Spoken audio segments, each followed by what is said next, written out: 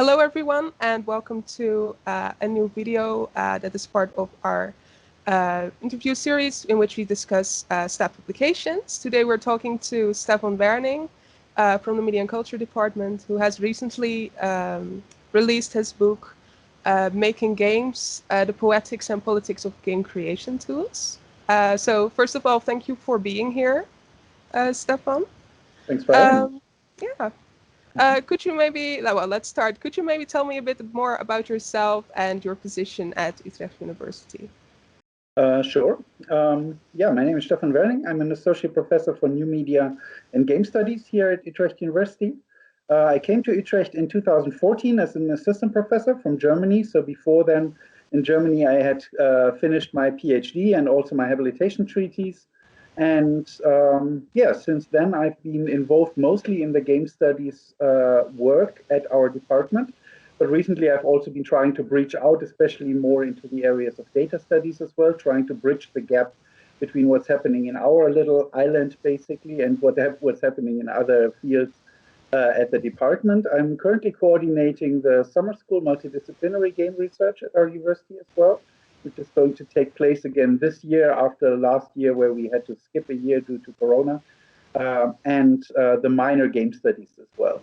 And I'm teaching currently primarily in the bachelor and in the research master on topics like play game studies and also recently media and sustainability. All right.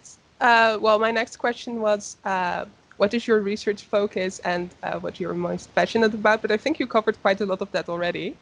Well, a bit maybe, yeah, indeed. Yeah. I mean, my issue is that I'm getting passionate about far too many topics. It's also a bit due to my own academic background, which was very multidisciplinary, so looking into very different fields. So yeah, indeed. I mean, what I'm focusing, or I like to focus on at the moment, is the intersection of game studies and software and data studies. That's also what the book is about. And recently, I've also been interested, for example, in collaborating with the Utrecht Data School on using games as a means of promoting data literacy. So trying to think about where our focus on games and play can be useful to provide a fresh perspective on other fields as well. And the second thing that I'm really interested in is epistemologies of media making and creative practices. So both for research, but also in popular culture, what people are doing, what kind of creative media practices people come up with. So in terms of games, there could be things like in-game photography, like creating screenshots that remediate photography in games, stuff like that. That's what I find very fascinating. Yeah, that sounds super interesting and very broad indeed. Yeah. Well, we talked a bit about the book already, or we mentioned it, of course. Yeah, your book, Making Games, was published recently. Congratulations on that. Thanks. Could you tell me a bit, maybe something about what the book is about and what like the general message is of everything you wrote about? Yeah, absolutely.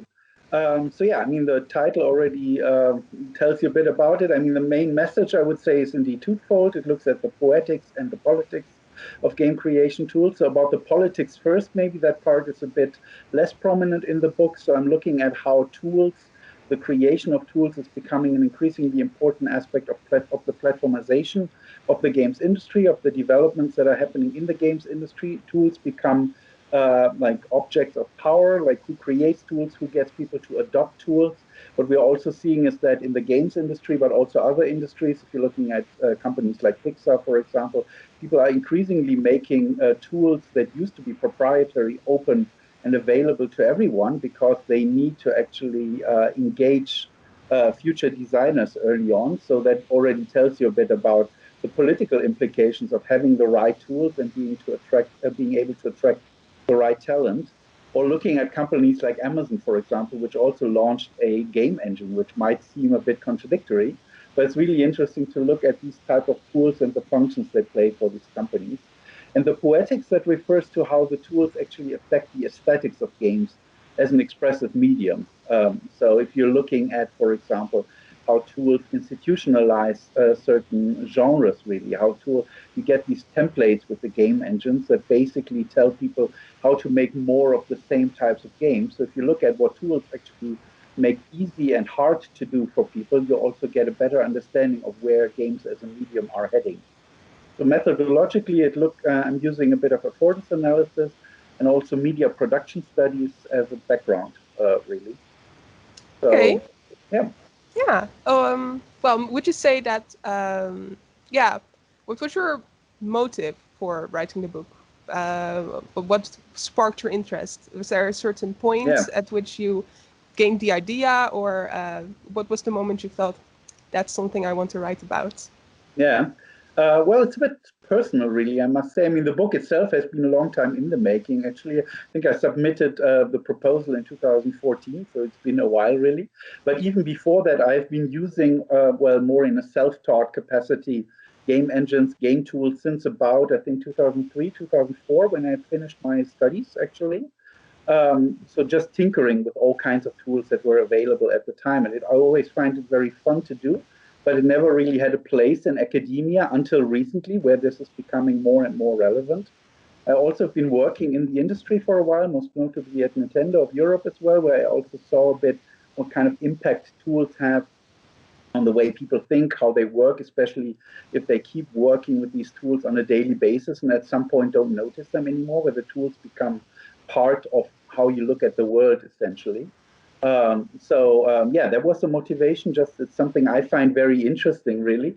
And also, what I liked to do, because I've seen kind of both sides, is a bit to address the discrepancy between how the games industry and also, let's say, universities of applied sciences, how they look at tools, which is really more at optimizing how to use the right tools for the job, basically, how to make tools better, and how game studies at university level works, where tools are often not really a concern because they're considered too technical, too practical, maybe. So to try to bridge that kind of gap a bit was the motivation for the book, I guess. All right. Yeah, that's nice. While I Yeah. was going through the book, I noticed a very specific concept that like sparked my own interest because I have some experience both in game studies and fan studies, and I saw the concept tool fandom, which was seemed really interesting to me, and I'd never seen it before. So I was wondering if you could maybe explain that concept a bit, or tell me how what it means, or Yeah. what's wow, uh, what part it functions in the book. Yeah. Absolutely, yeah.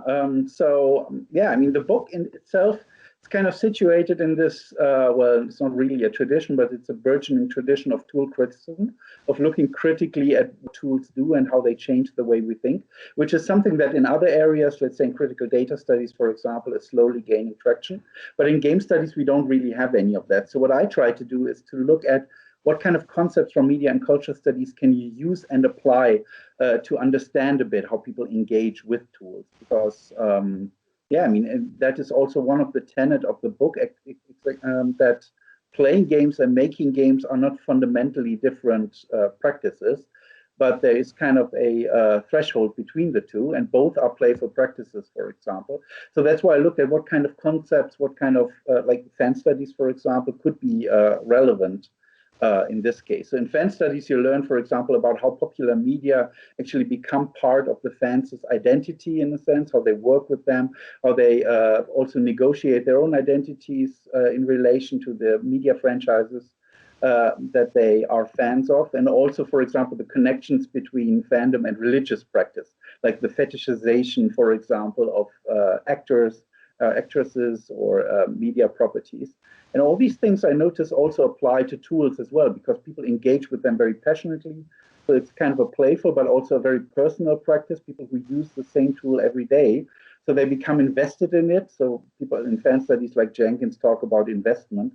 And the same thing applies here. So you also see the same kind of stories that play out in fan studies, like where you have, for example, fan groups of different media franchises, Star Wars, Star Trek, for example, kind of uh, going against each other, well, in a kind of tongue-in-cheek way, sometimes also in a really heartfelt way. So the same kind of stories that come out of that, I've noticed, are also applying in tools, especially if you look, for example, at the demise of Adobe Flash, which for a lot of people who have been creating, especially small-scale casual games, has been a very fundamental experience since I think about 2014, 15, basically. Like the slow death of Flash, for example, was such a moment that really tested the fans of Adobe in a sense. So yeah, I mean, I'm trying to adopt a couple of principles like fandom and just see where they are, where they lead us if we apply them to tools instead of media. Yeah, that's super interesting. Well, maybe a thing about the book itself. What is the most surprising thing that you came across while doing the research, or maybe your favorite thing that you learned? Yeah. Uh, Surprising, yeah. Well, there are a couple of things I kind of, yeah, discovered that I didn't really intend on finding at the beginning, really. I think maybe my favorite takeaway is maybe one of the most fundamental ones, really, to think about how deeply intertwined tools are with the future of games as a medium, really. Like if you want to understand where games are headed, not just now, but also what's going to happen in the future, you can really look at tools as a kind of a yardstick in a sense. If you look at concrete things, for example, if you look at asset stores, that now you can buy actually assets for games. If I wanted to make, let's say, a science fiction game, I wouldn't have to make anything. I could just buy spaceships and planets and all these kind of things and start making games. So it's no wonder actually that there are now so many also derivative games of the same kind of popular types of worlds or popular types of gameplay mechanics, which also exist as assets that you can just plug and play into your games, actually. So that's something I, well, anticipated a bit, but I didn't really understand like how deeply that informs what's happening with games at the moment. And that brings me also to the conclusion of the book, where I also try to include kind of a message in a sense to the games industry to look at tools. So if tools are so important, we also need to look at them not just in terms of efficiency, but also in terms of creativity. That if we want a really diverse, a really creative future for games as a medium, we also need to build tools that enable that. And there are lots of little, small, quirky, independent tools, for example, that can provide really interesting perspectives on how we could do that, I think. yeah, that seems like a really great takeaway from the book.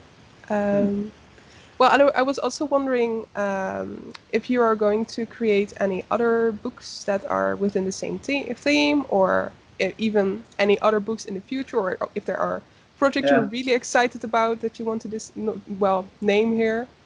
Yeah. Well, at the moment, I'm still planning to write a book on startup culture, actually, based on my habilitation treaty. So I've been in discussions with MIT Press about creating a book on a more cultural take on startups, like considering startups as what Ramon Williams, for example, calls a cultural form, not just like a type of technology, but again, also really a way how we look at the world or how people look at the world. If you think, for example, of Emmanuel Macron calling France a startup nation. France needs to think like a startup, essentially.